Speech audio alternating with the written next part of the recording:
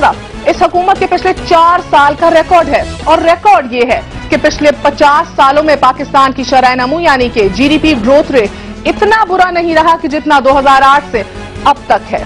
जितनी महंगाई पिछले 4 साल में हुई है, इतनी महंगाई सिर्फ 70 की दिहाई में हुई थी। और तो और investment to GDP has been the lowest in the last 50 years, यानी कि इतनी कम सरमायाकारी पाकिस्तान की तारीख की 50 सालों में नहीं हुई। पाकिस्तान की मुआशी तारीख में से 2008 से 2012 तक का अरसा निकाल दिया जाए तो हमारी मुआशी तारीख का बिगाड़ हुलिया शायद दुरुस्त लगने लग जाएगा।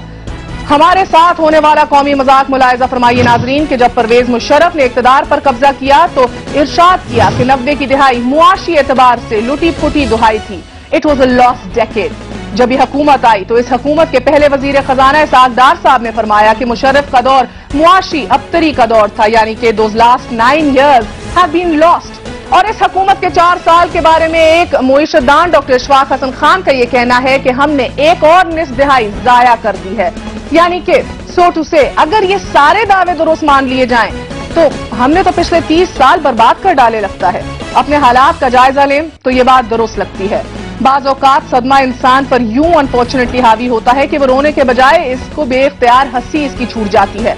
आज ये जानकर मेरे साथ भी यही हुआ कि हम मुआशी एतबार से अफ्रीका के 8 सहराई ममालिक से भी पीछे हैं। पूरे जनूबी एशिया में भी हम वो हैं कि जिन्होंने सबसे कम मुआशी तरक्की की। मालदीव की शरह नमू 5.5%, भूटान की 9.3%, बांग्लादेश की 6.2%, भारत 7.8% और श्रीलंका 6.5%, जबकि पाकिस्तान जो है 3.7% पर रहकर सबसे पीछे है। ये सब लफ्जों का घोरक धंधा है। I can go on to tell you the inflation and the investment पर GDP so on and so forth, लेकिन हम इनमें नहीं अभी पढ़ते। बात बहुत सिंपल है, सीधी सी करते हैं।